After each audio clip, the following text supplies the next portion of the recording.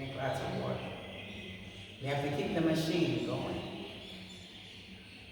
And at some point, there's no more repairs. You have to give it up. You say, I have to get another car because this one is not working. It's giving me problems. My knees are a mess. I have to have hip replacement. I have to have knee replacement. Just like a car, we have mechanical parts that have to be changed. You have to buy them new. And we are doing the same thing, thinking we can be saved. That this body will keep going forever. And we are forever, but not in this body. We're not forever.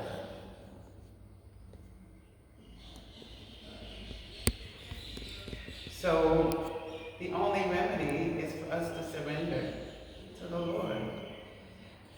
Actually, I was thinking too about during the COVID time, everybody was in misery. There was so much fear, so much anxiety, so much.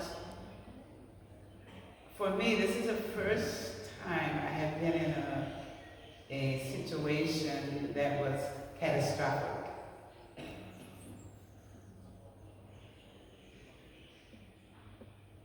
But when I read some of the history, there's been so many catastrophic things happening in the world that the population had to endure. There was a swine flu. There's so many types of flus. If you look historically, they were all wearing masks, just like we did in COVID time. They were wearing masks. The Spanish flu, bubonic plague. So many things happen that we are not in control of, but we think we're the controller. It's ridiculous when you see what's happening. People are blind. It's just as said in here. You have to surrender to someone who has the eyes to see. Because we're blind, but we don't want to admit we're blind. Our leaders are blind.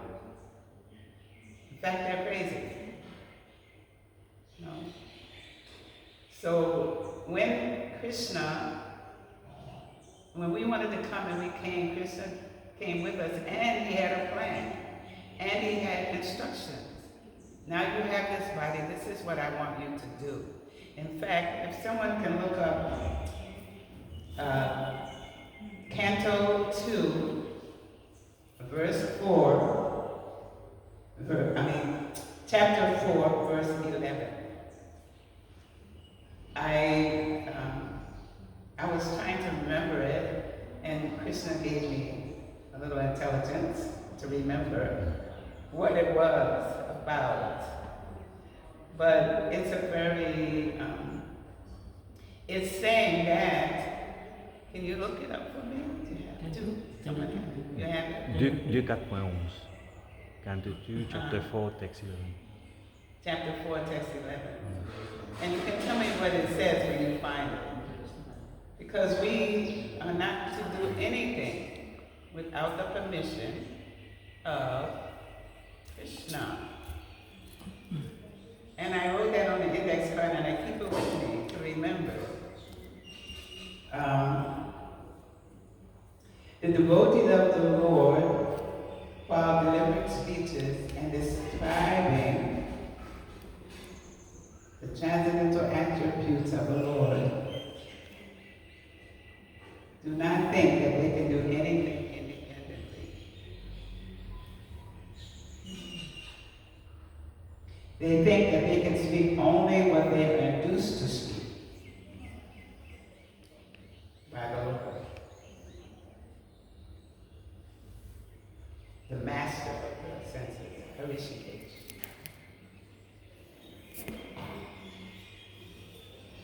The senses of the individual being are not his own.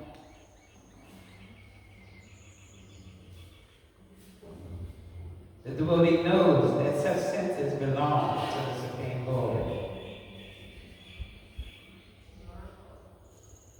and that they can be properly used when they are employed for the service of the Lord.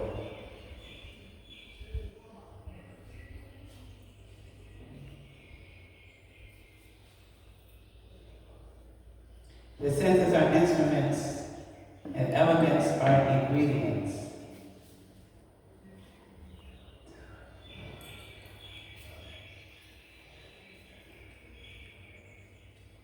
So we're not independent. We are totally connected with the Supreme Lord. And also, it says we always have to seek the permission of the Lord to act, to eat, to speak. And by the blessing of the Lord, everything done by a devotee is beyond the principles of the four defects typical of the conditioned soul. So we have to be totally surrendered to Krishna so that we can have perfection in our lives.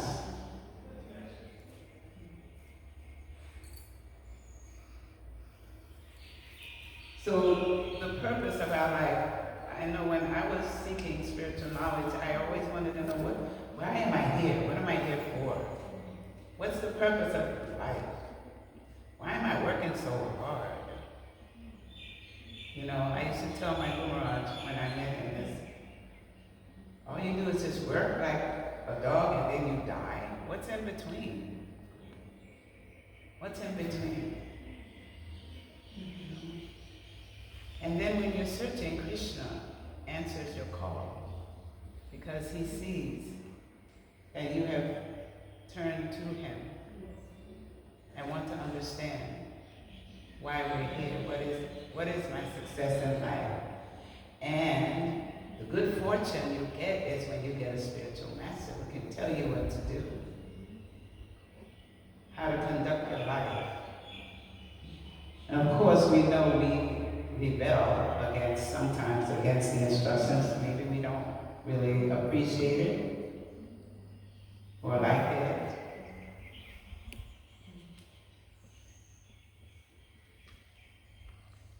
So this human form is special. And also, those who surrender and become devotees are special in this world because the whole world is going to hell in a handbasket. No one can help us but the spiritual master, and because he represents Krishna. And I always have to talk about Srila Prabhupada because I'm always amazed every single day when I think about what he accomplished. How many temples are going up to just call all the conditioned souls out of this material world? It's still going on. Strongly. Nowadays, how many temples in Vrindavan proper? Besides Krishna-Balaram temple, there's Rukmini Gorpadish now. There's the Chandramaya, I think, temple. There's so many temples going up all over the world. In Delhi, there's so many. It's all over. So it's going on, and we just have to be part of Krishna's army and preach and try to bring and preach to the souls who are thinking they're happy. I listen to Vaisheshika a lot because he's a big book distributor, and he tells you how to distribute books in a way that even if they don't take the book, you leave a good impression with them. They become happy that they met you. We don't push the books on them. We try to give them a book, but if they don't, maybe it's not their time, but at least they have the mercy of meeting the devotee and they saw your tilak. And then if you leave a good impression and they're happy with it, then they get their Yatra Sukriti to begin their move towards the Lord, even if it's a small one. And I don't know if you know this is a little bit mundane, but still it's about Krishna's mercy. You know that Donald Trump, because people were like really against Donald Trump. I have no opinion either way, because Christians don't have it his way anyway. But Donald Trump, when he was, before he became president, he was in New York in the early days of the movement, and the devotees were trying to build the Rath Yatra. They went to him for help, and he gave them whatever they needed to build the cart. So just see, he did one little thing for the devotees. You know, now I don't know whether that's the reason that he's gotten back or not, but at least he helped the devotees. You know, so he has that much Agatha-Sukriti to have helped the devotees to build the Rath Yatra cart for the Lord of the universe, Lord Jagannath. So that's amazing. So in the end, it says here that we know we have to chant the holy name, and we have to chant the holy name with no offenses. We have to be really focused on the holy name. And I have to share that going to Vrindavan, in Vrindavan, all of your anagas come in your face. You begin to experience what you need to improve in yourself and what your anagas are. They come right in your face, and then you start having realizations. Oh, I still have this anaga. I still have this anaga. Not to discourage you, but to encourage you to try to chant without offenses and with attention.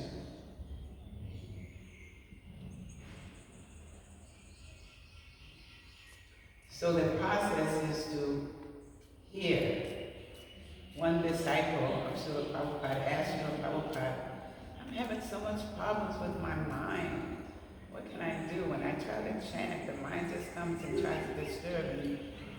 Srila Prabhupada said, what's the difficulty? Just hear. Just hear the name.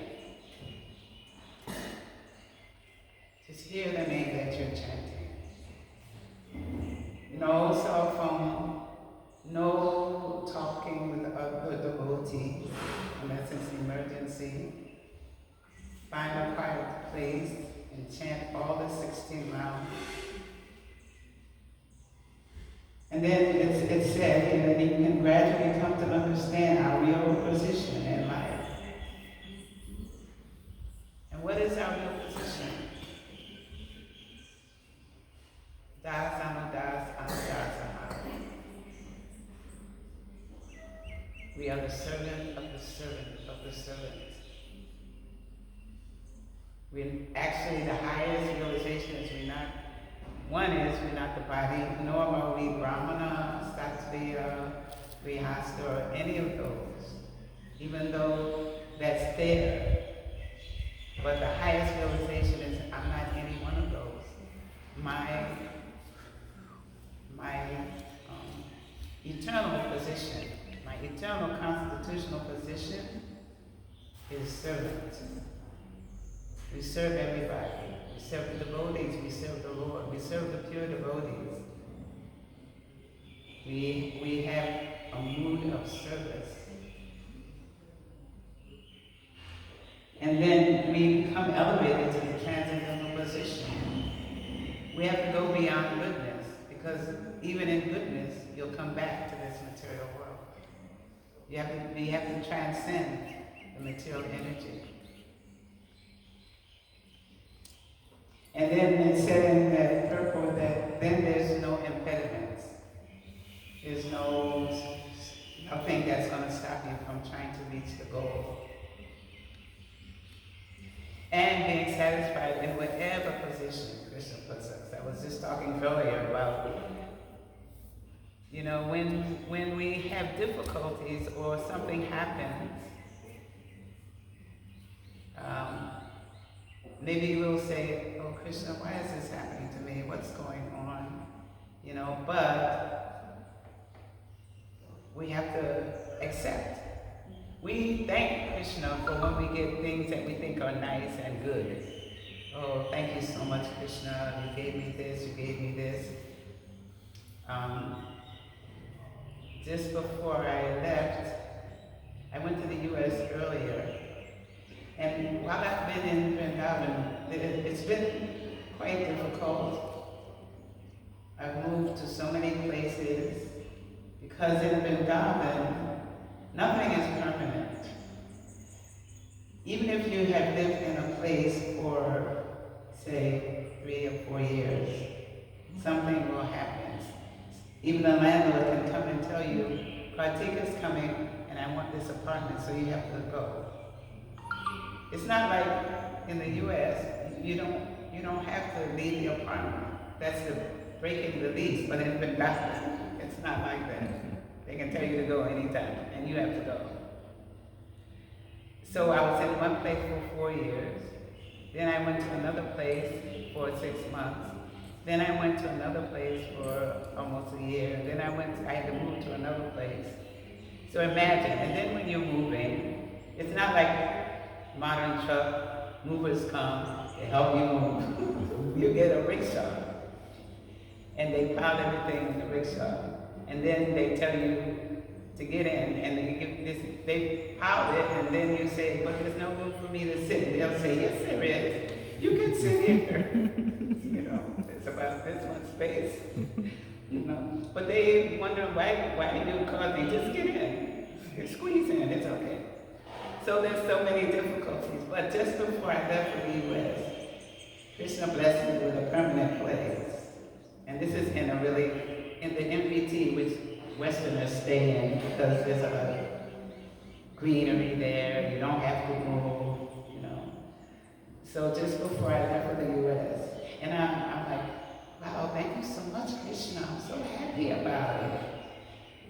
You know, but then I started having this knee problem. This is the second time I've fallen on one particular knee. And so I was thinking, am I morose or am I thanking Krishna for not giving me all of the karma I really deserve? He only gave me a little bit. It could have been worse. It could have been worse. I could have not been able to even move. Jai Shri Krishna-Balaram. Hare Krishna. You know, it's like my brother, he's so stubborn. I've been trying to preach to him, gave him the Bhagavatam. I don't think he's looked at it. He's an impersonalist. He just says the universe. Not the creator, but the universe has given me this universe. So recently, as a result of an infection called sepsis, and he had it and he thought it was cured. Then it came back again. Then he had to go to the hospital and have his leg removed. And I'm thinking, I need to preach harder to him because he's 80. So I need to so when he says the creator, I said, and the universe, I said, no, it's Krishna. He's the creator.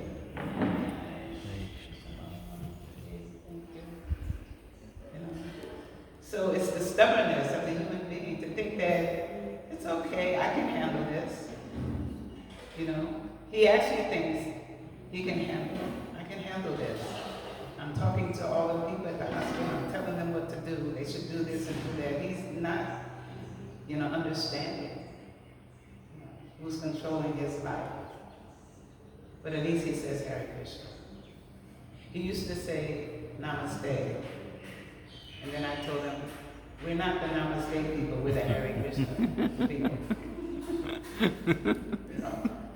So please, Hare Krishna. So he says, okay, Hare Krishna. At least he's not inimical,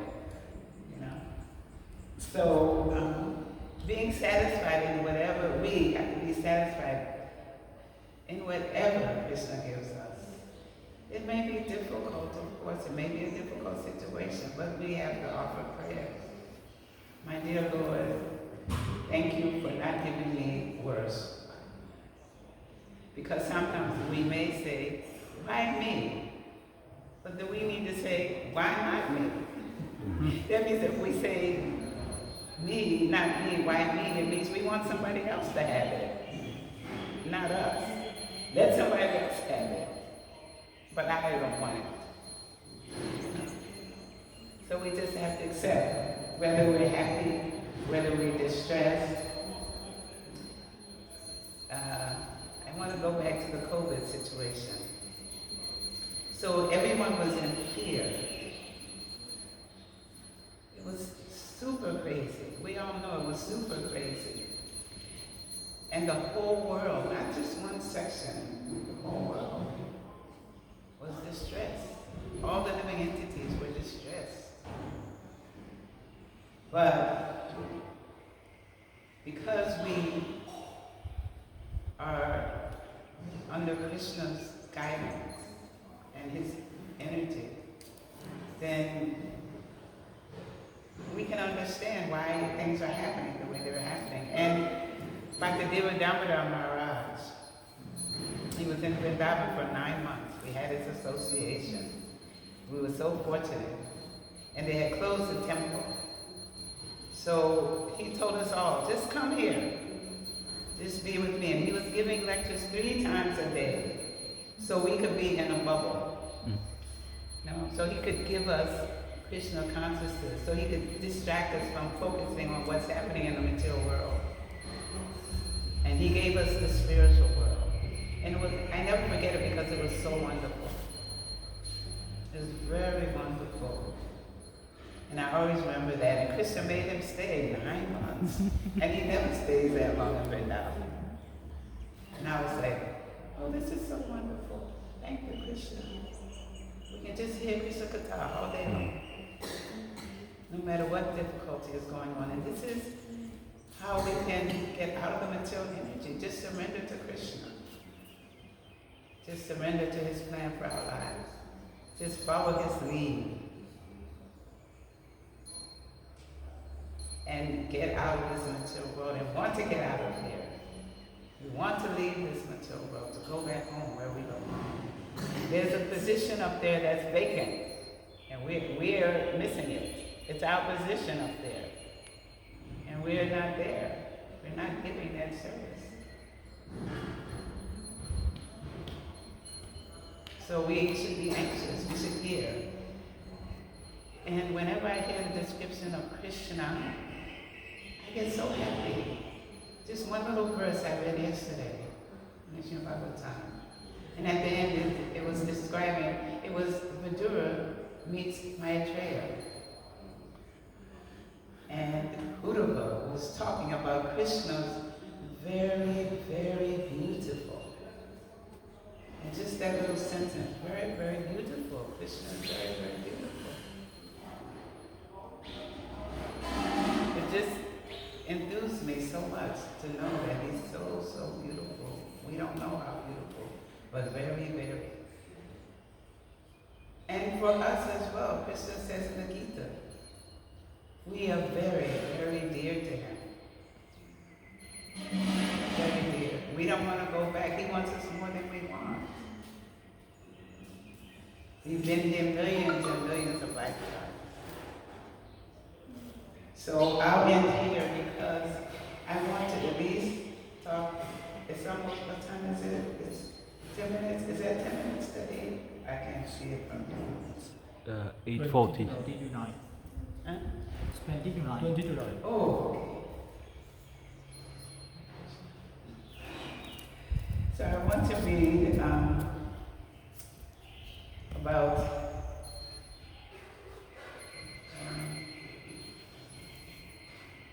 Srimad Goswami. And while I'm reading this, could someone find for me Ramachandra Kaviraj? It's his disappearance day. So this is a lecture given by Giriraj Maharaj. And he's taking this from the Adi Leela, Chaitanya Charitamrita. So I'll just read the translation of the in Sanskrit. This is in chapter 10. It's called The Branches of the Chaitanya Tree. Srila Gopal Bhatta Goswami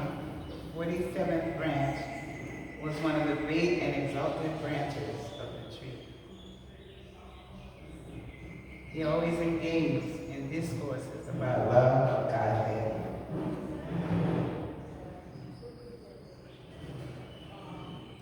In the company of Rupa Goswami and Sanatana Goswami.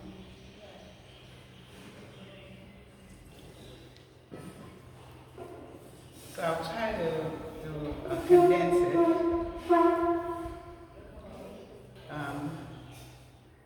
His family had association with Lord Chaitanya Mahaprabhu. And he was the son of Venkatapata, a resident of Srirangam.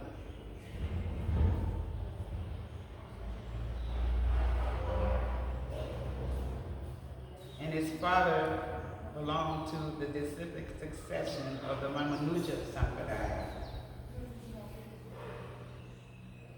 But then later he became part of the Gaudiya Sampradaya. So Lord Chaitanya came and visited the family. And then Gopal Bhatta, his son, had the opportunity to serve the Lord.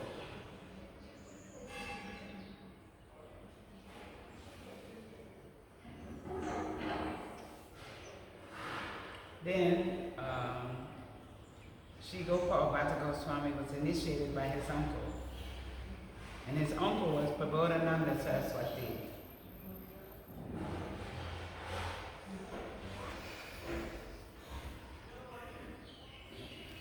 So then, Gopal Bhatta Goswami was allowed by his family to go to Vrindavan.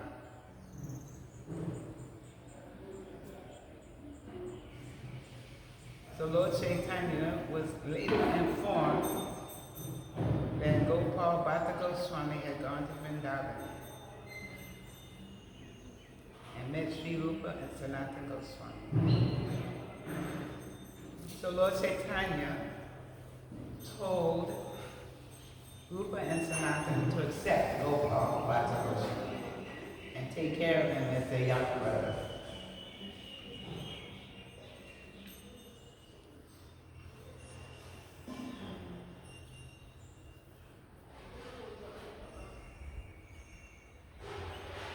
Gopal Bhatta Goswami installed one of the 7 principal deities of Vrindavan, the Radharaman deity.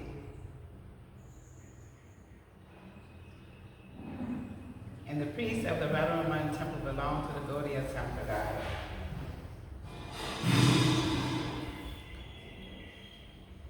So those who have been to that temple, he is amazingly beautiful. He's amazingly beautiful. He's so small.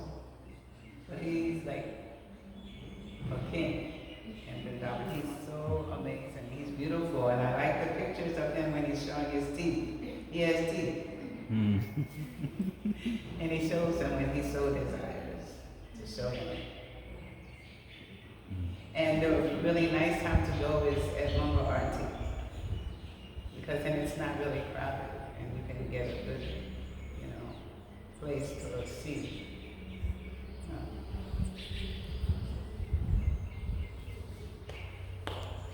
So the Radha-Raman temple belongs to the Gaudiya Sampradaya.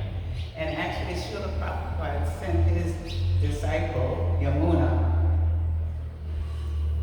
to get training at that temple because they were very favorable to Srila Prabhupada.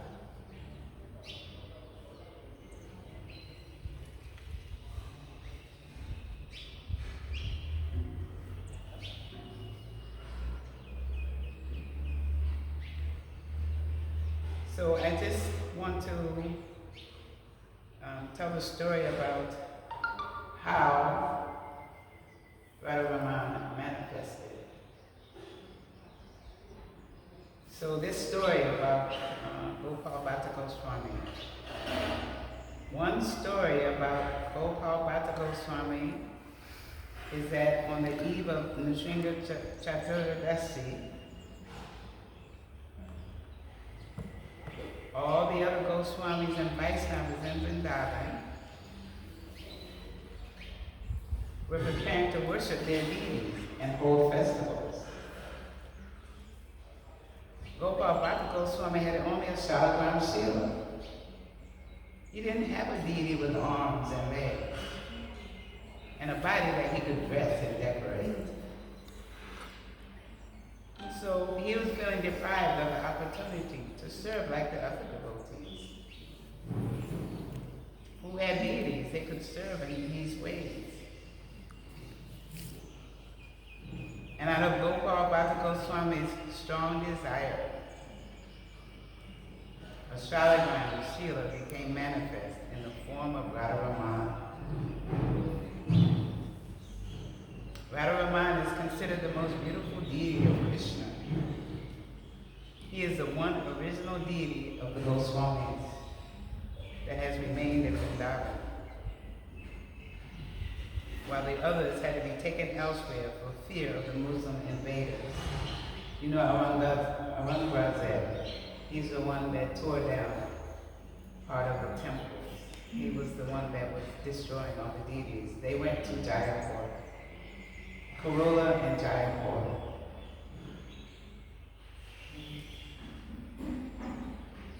And near the temple of Radharaman in Vrindavan is the Samadhi of Sri Gopal Bhatta Goswami.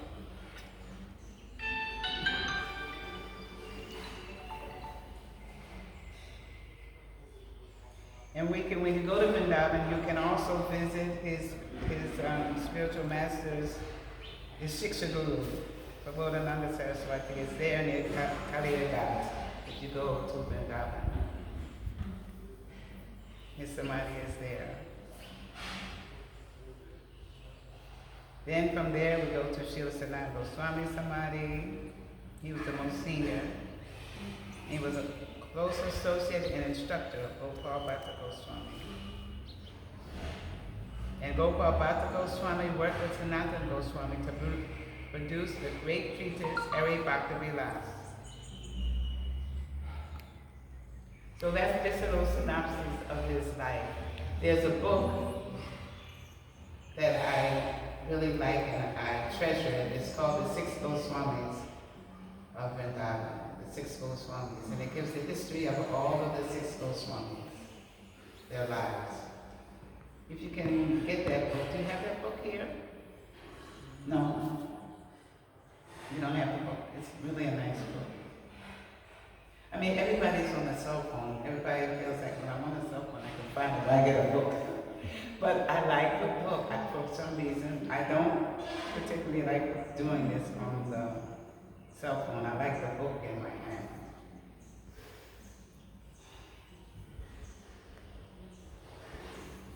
So that's the inner synopsis. It's not everything, but that's a little bit about Gopal Bhatta Goswami. Did we find anything about? Okay, so I'll end the class because it's almost 9 o'clock, but please read about Ramachandra Kaviraj. On those days that are their disappearance and appearance days, we should read about them. That way we'll know the history. I'm actually even surprised when I preach to the youngsters that they don't know much of the history of Iskcon. It's a shame. They should know. That way they won't commit the same mistakes because they're the future. So we should all be reading every day. So I'll end here. At least I'll leave a little bit of time if you have comments, additions, improvements I need to make, corrections. Please let me know. Vaishesha Prabhu always says, I'm here to be corrected. That's why we're all here to be corrected, so we can go home. So please let me know if you have questions or comments, you have additions. I like to hear from the devotees.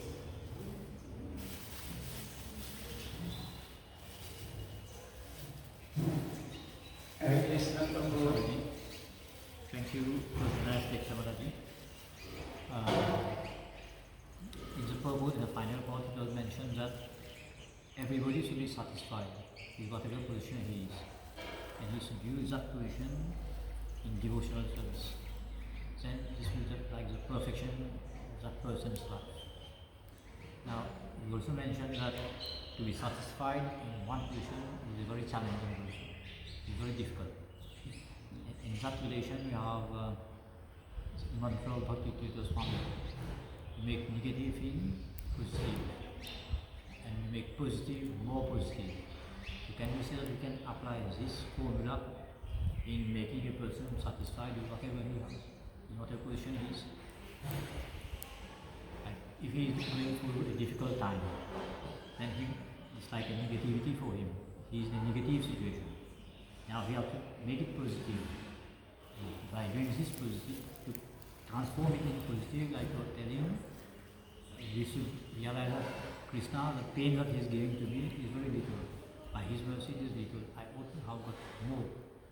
Then he will like compose in mind. He will be satisfied with what difficult time he is going through. Can we apply this in this way? Right, that's where. Can we apply it in this way to like uplift our consciousness? Yes, change your consciousness. Yes. That's what you're talking about, right? It's true. I had that difficulty too because before I came here, the last 2 months has been very, very, very challenging.